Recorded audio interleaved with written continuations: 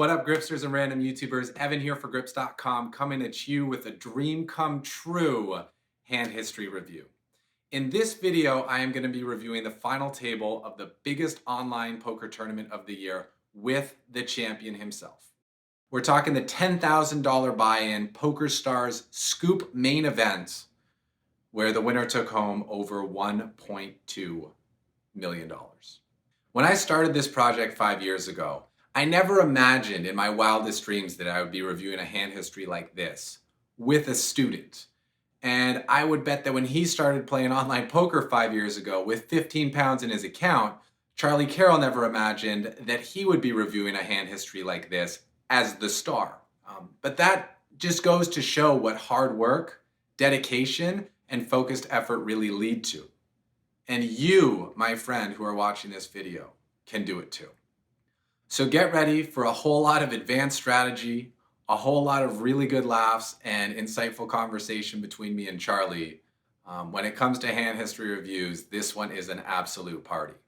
Now, without further ado, let's bring in Mr. Charlie Carrel to commentate on the action, and let's see how he went out there and got stacking. Okay, Charlie, let's see how you won like $1 million. There might actually be quite a bit of just like fucking around and waiting for other people to tank fold their obviously fold hands, because there was a lot of tanking on the final table. But it shouldn't be too bad. So just some like context for people who are just tuning in. This is the SCOOP Main Event. It's the SCOOP Main Event's the biggest tournament of the year online, and up top I think is 1.3 million if there's no deal. And it was a 3-day tournament, and for the latter half of day 2 and for the beginning of day 3, I was like X out of X position. So I was like 22 out of 22. I was like 15 out of 15, and just like really hanging on for dear life. And I don't know if you've had any wins like that, Evan, but it really, really does bring the emotional charge up, because every single hand's a sweat. It's so fun. Yeah, I've definitely had many times where I'm last of last, and then I'm like, oh wow, I'm like last of last, but I'm on the final table. And like every hand matters, but it really dials me in because I'm super particular about every spot that I take, because I feel every chip matters so much. And it can also be fun when you don't have that many options. So you're like, I'm going to make my one move count because I only have one move and there's kind of no extra wiggle room.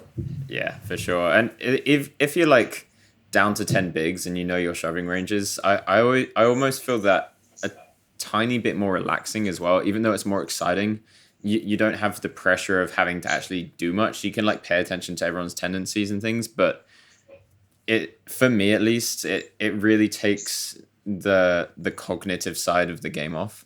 We might be able to skip this. I think that what happens here is that because Connor and I, specifically me, had connection issues because we're in Mexico, and it was like the biggest Mexican power cut that had in decades, apparently. Like whole cities gone, multiple cities. And I had only just, as the final table was starting, found a place to go sit in, which was like this juice cafe. And was just like asking the waiter, just like really, really politely, but still trying to get the urgency across me, like, please, can we get the internet, please. And he was like, yeah, I'm just gonna get these drinks to these two people, and then I'll get straight back to you. And I was like, I'm sorry, man, but I'm gonna have to rush you.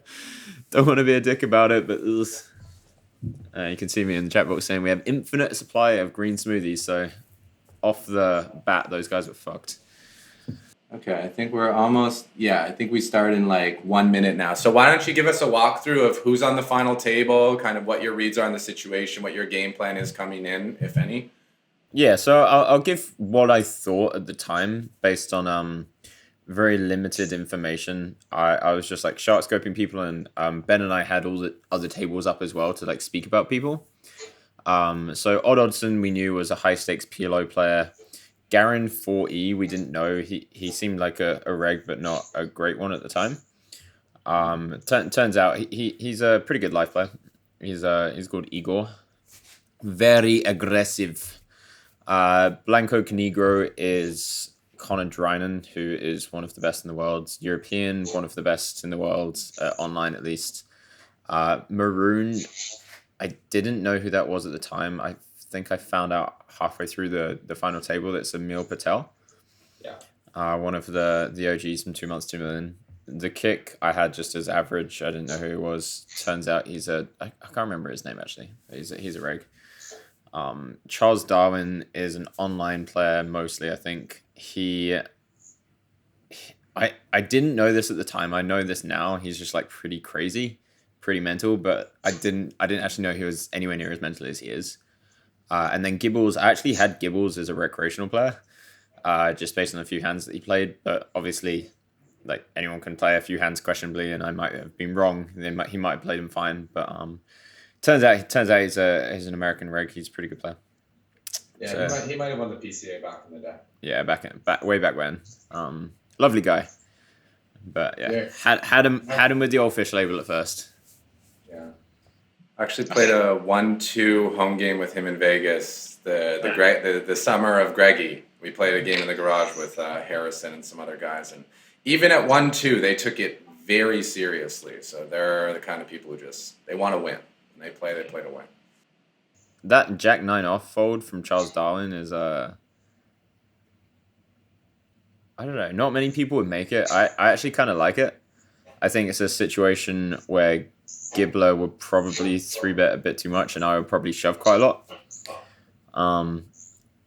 Gibbler probably not playing a very balanced small blind limping strategy, I didn't think at the time, because I mean, I thought he was a recreational player, and even in hindsight, he probably isn't. Like, a lot of people in those situations will like shove a lot of their hands that other people might limp, and they also might raise call other hands. And I think I prefer raise calling and raise folding on the final table with those stack sizes, because there's just like such a big ICM pressure you can put on that I have to fold such a large percentage of my hands, and it's kind of silly to give them a free flop, in my opinion. And do you feel that that's why it was actually probably correct for Darwin to fold the Jack 9, because Gibbler is the chip leader and Darwin's one of the short stacks but not the shortest, so therefore Gibbler can 3-bet him like almost with any 2, right? Yeah, I mean he can't do it almost any 2 because Darwin's not gonna be open that wide. I don't know how much he would expect Gibbler to actually 3-bet. Gibbler can 3-bet loads in that spot. I don't think people do, just because like I had a stack where if he 3-bets and I 4-bet shove, he's kind of put in a really shit spot with a bunch of his hands. And I think that always deters people a bit more than it should. I don't think it should deter people that much, just because there just aren't that many hands like a 4-bet shove. So yeah, felt pretty damn good at this point to see that 8 out of 9 in the info box. That was the dream. Oh, I remember this hand. Odd Oddson here makes ridiculous fold on the button. You just can't fold ace-4 suited on the button. So unless he smelt the 2 big hands in the blinds, that's pretty insane. It's pretty standard, I think, to limp 8s here. I think people are going to be limping a large proportion of their range. Blind versus blind against another reg, especially at the farm table, against another medium stack, where they're going to want to decrease variance against other good players and wait for the shorter stacks to either double or bust. So Garin smashes the turn. Garin's good at that. Yeah, that's always a good feeling. Yeah, turning a set is such a good feeling in poker. That's something you're just never going to get if you have an office job. You know, you're never going to get to turn a set.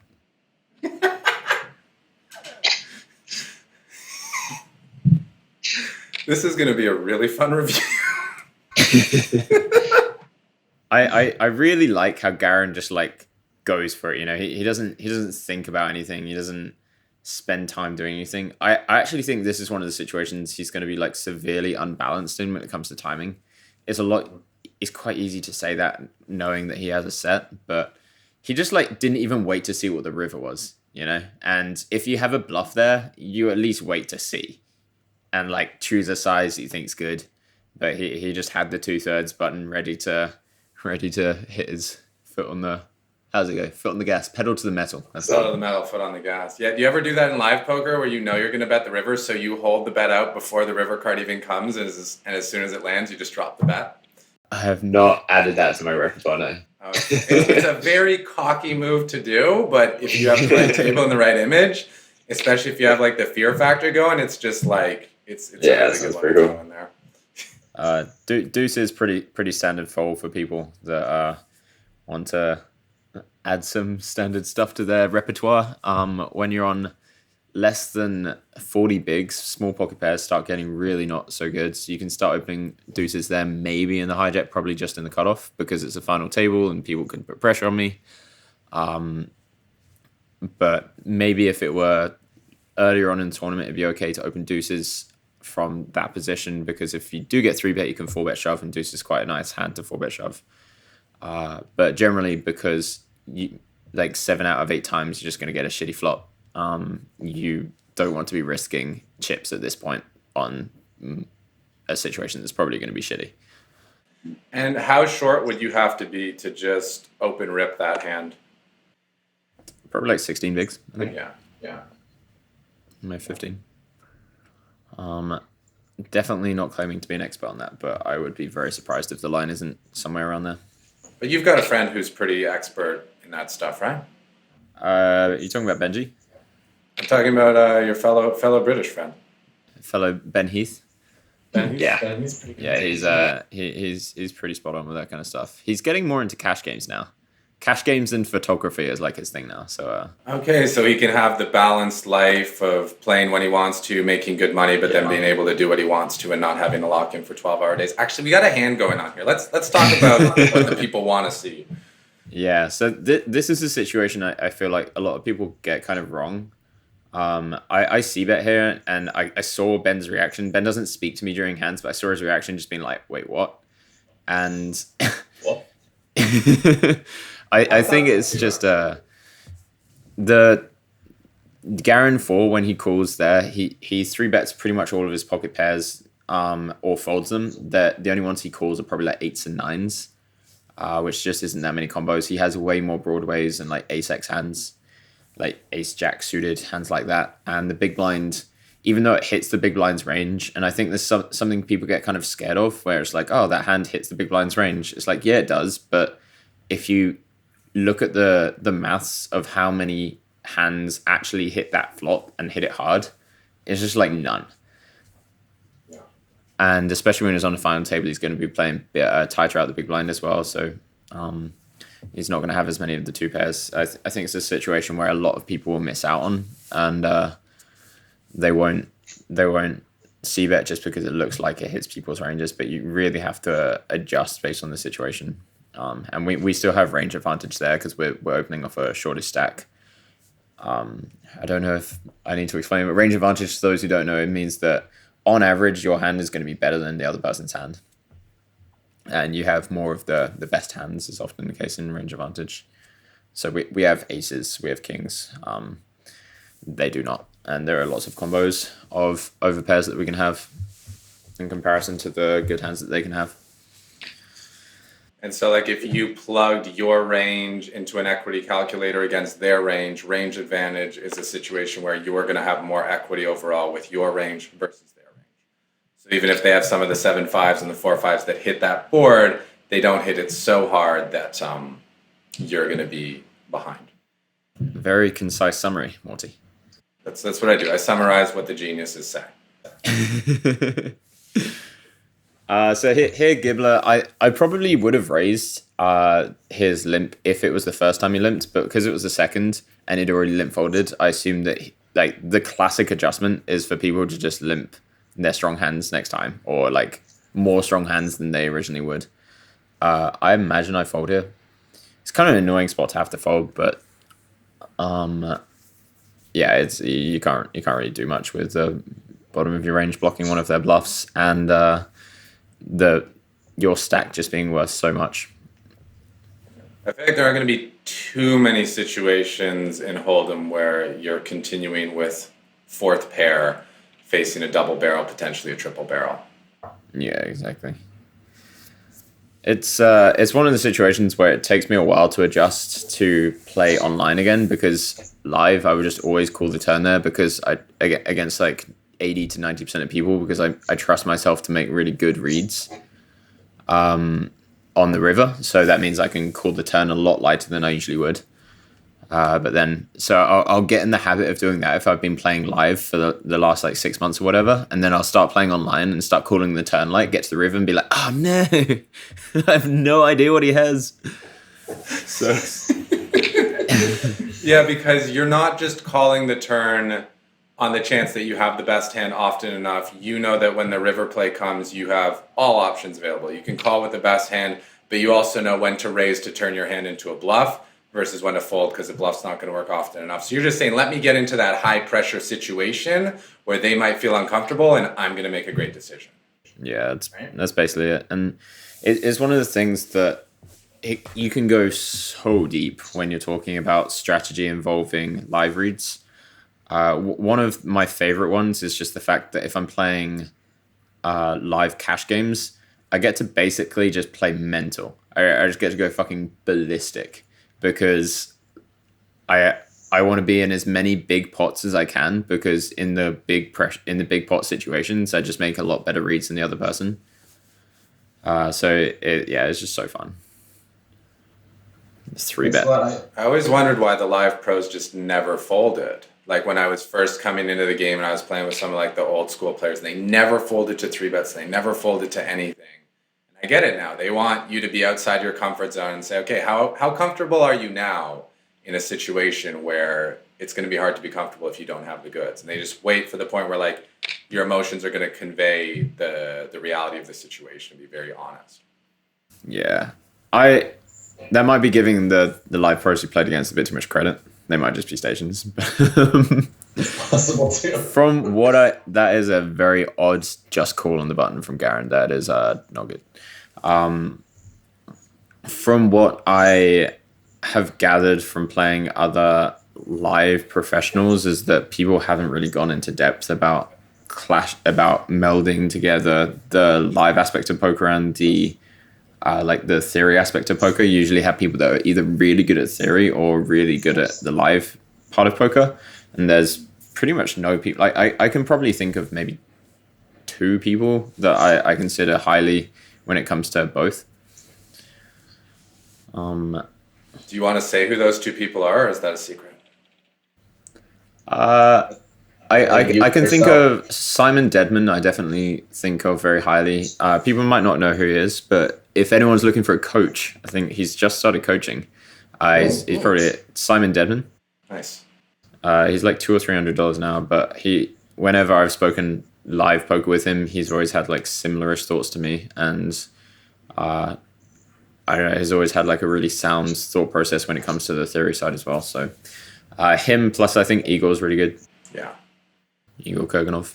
Igor is very good. And like those guys both have very good track records, and I think getting coaching from a guy like Simon Deadman at $200 to $300 an hour for someone who's ready to be able to absorb the level of knowledge he can give, I feel like that's an absolute steal.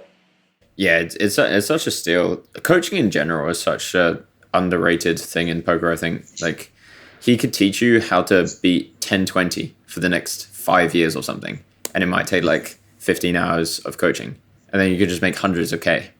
Like, obviously it's not that easy and it doesn't work for everyone, and oh my god, that is a loose open from Garen. This hand's crazy. I've just correctly, this hand is very... We'll try not to spoiler it, but yeah, it's Garen's just, yeah, he's a unpredictable one. Europeans also pretty mental in general, which I think creates some dynamics between the table, like having 2 pretty mental players on. Actually, Charles Darwin's pretty mental as well. That fucking 4-bet, he just does not give a fuck. And this is what I like about some players. Like, they're not going to wait for the best hand that they have to 4-bet jam that spot. They're just going to, like, if they think Europeans over 3-bet bluffing, they're just going to over 4-bet shove with like every hand in that situation, which opens the door up for one person or the other to be super owned.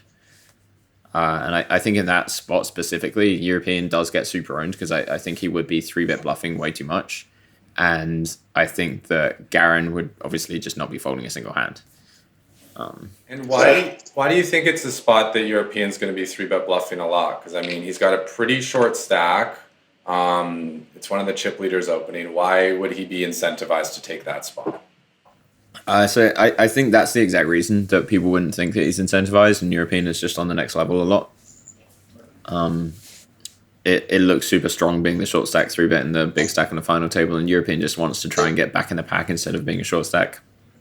Also, 8-9 suited, Ace-9 suited is a pretty good hand to 3-bet bluff in general in that situation. But yeah, no, it is. I do think that European does go a bit too mental in these. This hand's, I won't say until that happens, but it's like my thought process here is that European opens a lot wider here than most people. I thought he'd even be opening as wide as like Ace-5 suited, which is pretty ludicrous, but he is just so active and so crazy. So normally this would be a pretty bad call on the button. Not terrible, pretty bad. But because I'd usually be dominated. When he checks here, it makes sense. I have a lot of King X in my range. When I call the button, I have like King Jack suited, King Queen suited, King 10 suited sometimes. Maybe even King Queen off if he thinks I'm just like super light. So it makes sense that he would check call here. Just given ranges and stuff. The thing that I'm kind of annoyed with about this hand is that at the time I noticed he checked the flop pretty quick in comparison to the other things he'd been doing, and it's such a timing tell that I think if he had air, if he had just like Queen Jack off, he definitely would, like, majority of the time would want to think about whether or not he wants to c-bet bluff the flop. So I think when he check calls there, when he snap checks and then check calls there, he has a king almost all the time. Some hands like queens, jacks, tens, maybe a hand like Ace-5 suited as well. But yeah, I'm just kind of annoyed about the timing tell thing that I just kind of got myself a bit owned there. I ended up bluffing the river just because, like, if he does have something like nines or Ace-5, it's so hard for me to have a bluff by the time I get to the river. Like, the king and the jack together just means I just don't have any. I probably would have been opening that Queen 9 suited if folded to. But good old Gibbles. And I think especially if you weren't going to be calling as wide as Queen 10 suited, you have even more value. Like, the very fact that you were bluffing there came from the fact that you peeled wide, which he may not assume that you were doing. Exactly, yeah. So I might, in his head, have just, like, almost no bluffs. But, you know, top of range, can't fold. Yeah, the thing, he does still beat some of my value hands. Maybe all of my value hands when I go that size, so kudos to him. I'd probably consider raising if I was him, actually. But against a small size, but he just like snap called. Nice to get a 3-bet shove hand. Yeah, super nice. It's still such a big sweat though, even though you know they're folding a bunch of time, and even if they call, you get a chance to double. It's such a big sweat. Yeah, I mean, when your tournament life is on the line, especially when it's like a huge payday tournament, I feel like my real life is on the line. Like, that's the level of intensity that my heart starts pounding. I'm like, oh, this is life or death survival right here. Because the difference between, you know, what was ninth in this? Like around 100K? Yeah. So the difference between 100K and 1.3 million, that is life-changing. Like, that is, okay, I have this pretty awesome life or this out-of-this-world life. Like, you know, like 1.2 on its own doesn't do that, but also being the Scoop champion, what it adds to your resume and all that, like, it is a big difference maker.